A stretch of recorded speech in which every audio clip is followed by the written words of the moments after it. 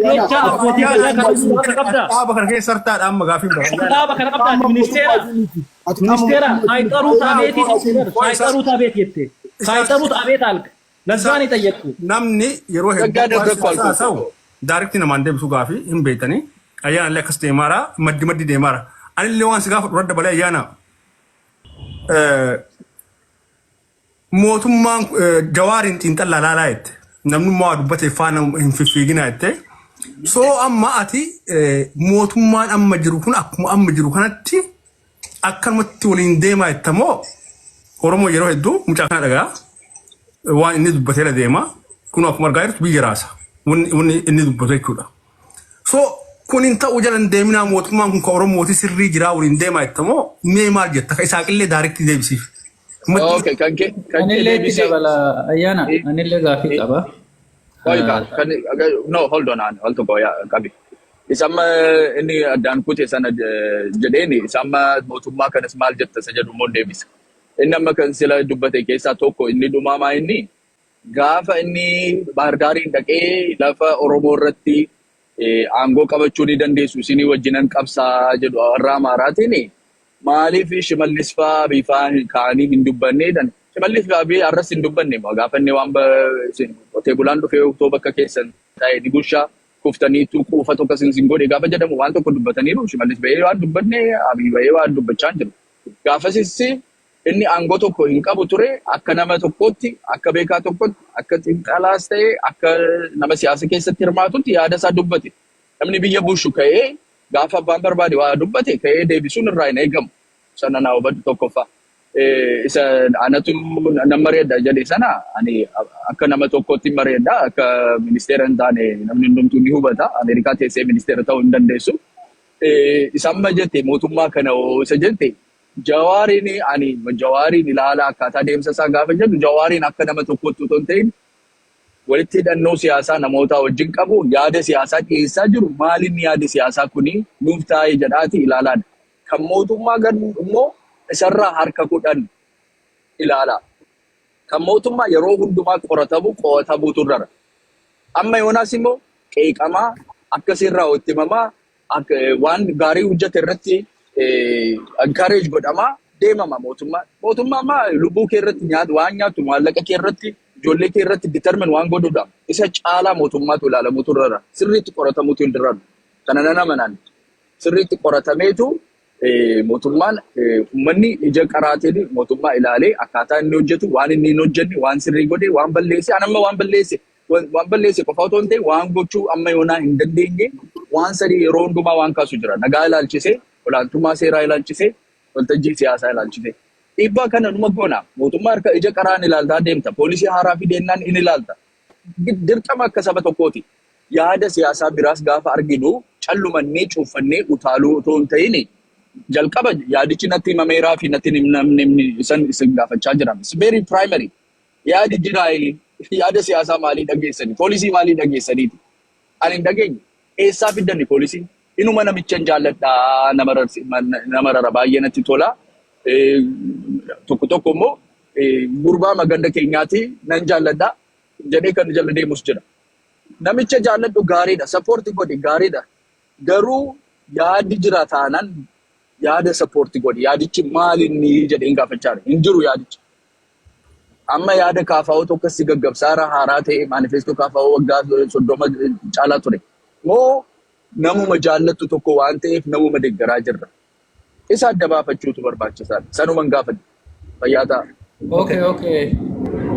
Gaafii sirraa qabaani ayyaana yoo na dhagaa jiraatte wanni as gaafachuu barbaade tokkoffaa mootummaan kun mootummaan amma biyya bulchaa jiru maqaa Oromoo dhaatee biyya bulchaa jiru kuni hanga dhufe biyyattii san ta'e Oromoo hin fayyade moo hin miidhe?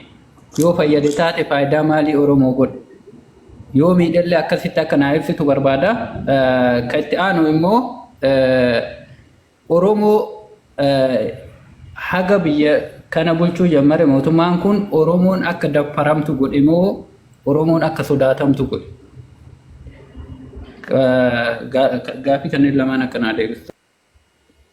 namni carraan anis gaafiin qaba qoqqoy anis gaafiin qaba please ayyu please anis gaafiin qaba gaafiin kiyya maali kaasaa jirru ummataaf moo jara lamaan ስለ ሰው ነው እያወራን ያለ ነው ጀራ ለማን ከነ ወጅና ሰው ጅረሙ ኡመታፋ ሰው ጅር ጋፊን ኪያ አም ነምና ጃለቱ አመንቲን ቀባኒ ኤኙን አመና ዋቀ ጉዳ ከአመኑን ቀባ አመንቲን ኪያ ነማሚቲ ካሳ ጅሩ አም ፖለቲካሊ ዋን ኦሮሚያ ዋን ኢትዮጵያ ሰኒ ያሰው ጅረ ማለ ጃለላ ሚቲ ጃለለ ሆ በርባዴ ጃለለ ከፍረዱ ፓርኪ ከሰ ዞር አብዲሳ አም ዋን ጃለላ ሚቲ ካሳጂ ኡመት ሰው ኢሳ ሞቱ አብይ አህመድ ዋን ኡመት ሀሰው ጅራሚ ያ ከነቲ ወሊን ሀሰው ጀዋር ኡመት ህዝብ ነው እስኪ አብይ አህመድ እንደ ጀዋር እንደዚህ ዞሮ ዲያስፖራ ያናገር አከስና ሰይን ያልሰማምን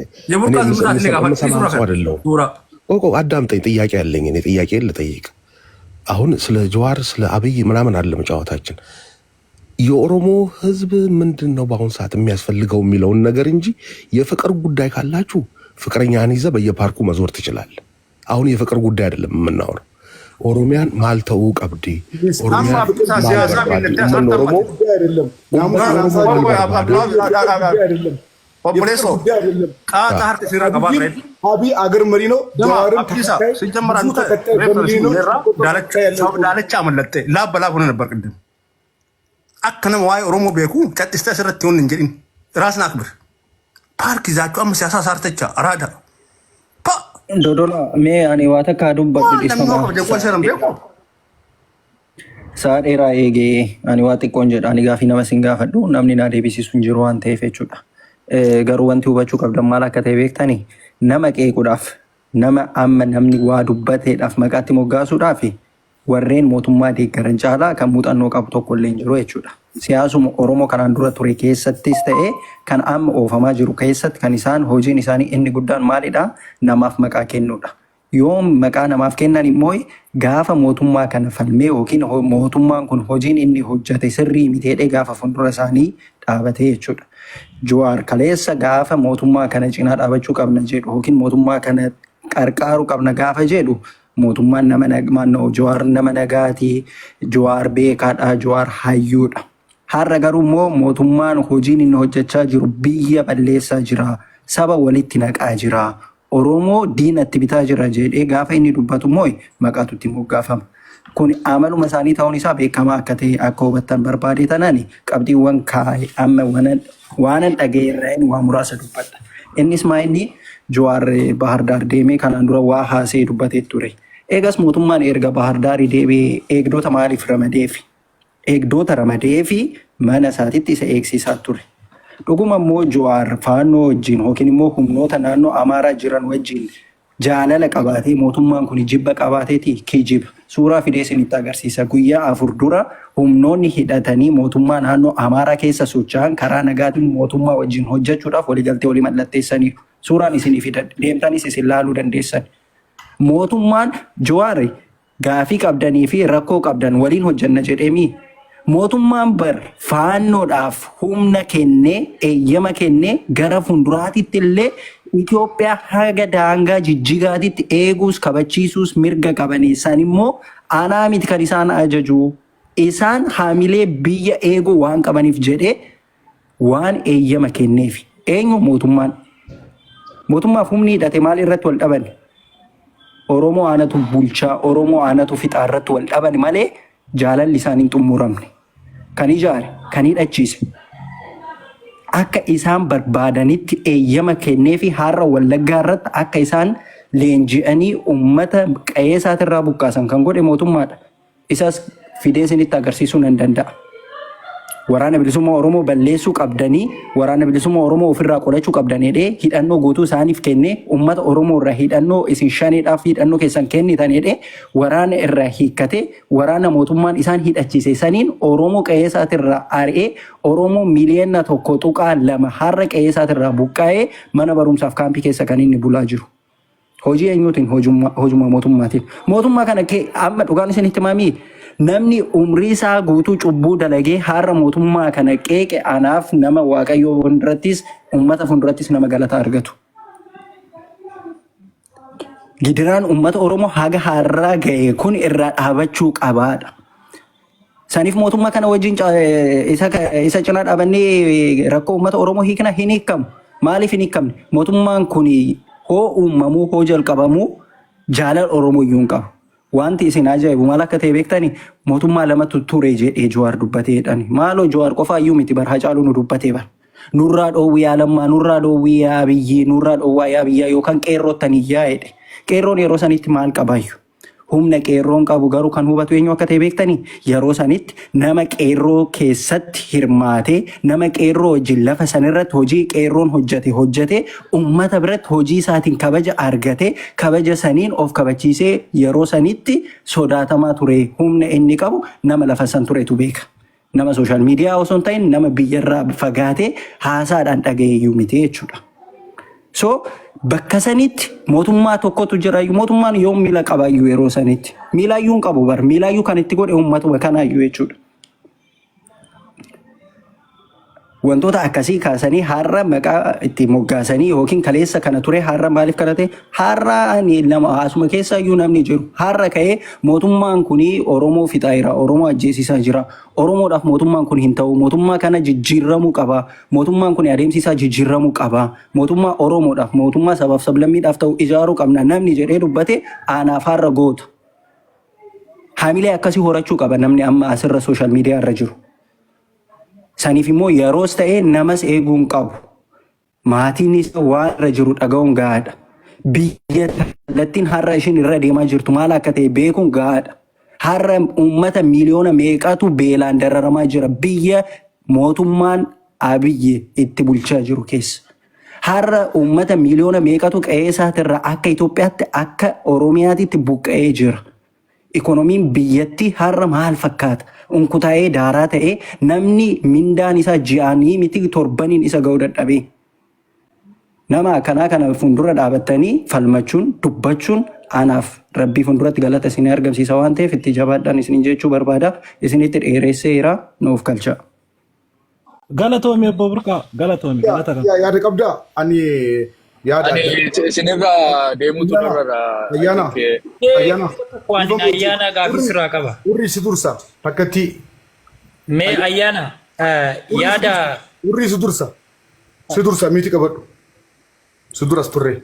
Ayyaana gaaffii siif qaba ani isa dhumaatitti. Amma dura ani simbeeku Facebook irratti miidiyaa irratti illee simbeeku TikTok irratti si argee gaafa si argeessan bilchinna ni qabdaa siyaasa badambitti beektaa ashmuuriis beektaa akka feetetti dubbattee afaan namaa cufsiisuu dandeetta. Waa baay'ee beektaa beekumsa kan keessan Oromoo fayyadi. Isin akka ilmaan Oromootitti akka beekaa Oromootitti keessaa wal agartanii beektoota ilmaan Oromoo wajjin waliin marii godhaatii waltuffii dhiisaatii Jawaariin wajjin hiriira fudhatama qabdan akkanatti namni takka isin jala yaa'u hin jiru warra bitamu malee. Ayyaana beekumsa ni qabda dandeettii ni qabda dandeettii keetiin hawaasa kan kee saba kan kee fayyadi.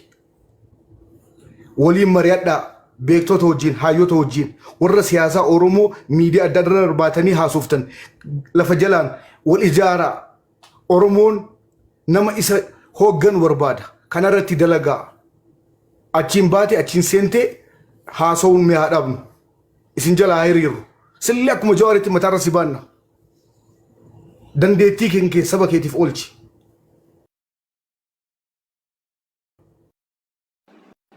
Bayyaa ta'e mataa irratti baachuun dhiisaati wala dhaggeeffannu kabajaan taanaan hundumtuu nagaa. Ila obboleessa no waan gaarii dubbatti waan sirrii dubbatti maal seeti. Anis amma yaada biran dhaabbadda malee akka nama tokkootti nama jala dhaabbachuunis naaf hin ta'u. Yaada bira dhaabbachuu qofaa otoo hin ta'in immoo yaada nama tokkoo qofaa immoo yaada qaama tokkoo qofaas immoo amma Oromoodhaaf hin baasu. Walitti dhufee waa hojjechuutu nu mala. Wal dinoomsina taanaan walirratti duulla taanaan waraabessatu nu nyaata. Kana mana Oromoon hin deebi'u akka hin deebine ta'ee ka'eera. Manni kun dammaqeera. Siyaasa xiinxaluu maal haa dadhabus keessaa beekaa baay'eetu ba'eera. Humna guddaa qaba sabni kun. So badu garuu miidhama. Saba keenya akka miineef yaada sirriitti walitti haaluu ceessinu yaada isa walii gatanii wal dhiitanii wal xinneessanii deeman sana kan otoo hin ta'in Oromoodhaaf wanta malu sabaaf sablammii wajjin akka gara fuulduraatti itti deemnu kanadha sanadha jedhanii nu fuulduratti haa finnuudha. Waan fuulduratti dhufe kanammoo noo abaluutu fide ani waan hin finneef kan harkaa hin fudhadhu doofummaadha. Namni tokko PhD qabaates doofaa ta'uu danda'a. Ani doofummaa akkasii hin qabu. Namni Oromoodhaaf wanta bu'aa buusu, saba kootiif wanta bu'aa buusu, Itoophiyaa kanas kan dimokiraateessu, kan fayyisu, rakkina du'a gadadoo uummata keenya irratti jiru kana kan dhaabu naa dhufeennaan bira dhaabbachuu miti anatu fuuldura fiigee uummata kana dammaqsuu irratti anumatu hojjeta. Maaliif rakkinuma du'uma kana haadholii keenya irra haa dhaabbatudha rakkinni kun. Amma akkatti deemaa jirru ani aangoo nama tokkoof badhaasanii nama tokko irraa fudhatanii nama tokkotti badhaasanii sana otoo hin ta'in ani isa aangoo sana walitti antine haa godhan waliin share godhanii waliin akkatti deemanii isaan figure out haa godhatan. Ani dhimmi koo gaaffiin saba kootii hin deebi'amoo hin deebi'udha. Ani dhimmi koo biyyi sun ni tasgabba'amoo hin tasgabbaa'udha. Amma akkaataan itti deemaa jirru kuni funyaan keessan sidhaa otoon siin jedhu gaaffii jaalalaan sii dhiyeessee immoo. Dubatanii akka barbaadan. Si gadaami. Waan